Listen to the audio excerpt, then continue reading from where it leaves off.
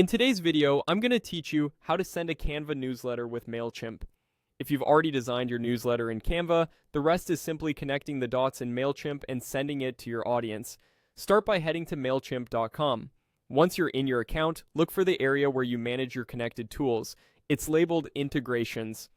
This is where Mailchimp lets you connect services like Canva so you can move your designs into a campaign without exporting files manually. Open the Integrations directory and use the search bar to look up Canva. Typing the name should surface the Canva app tile. Click that to open its details page. Here, you'll see information about how the connection works. Go ahead and choose the option to manage the app. If you're connecting for the first time, Mailchimp may prompt you to authorize Canva. Follow the on-screen prompts.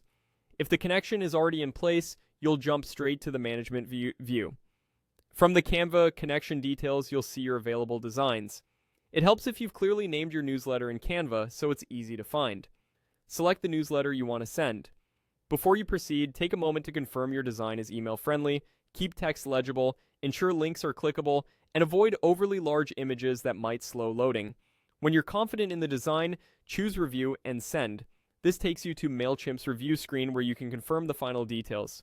On the review page, check the essential elements, the subject line, the preview text, the from, name, and email, and that all of your links point to the correct pages. Use the preview to see both desktop and mobile views, since most readers will open on their phones.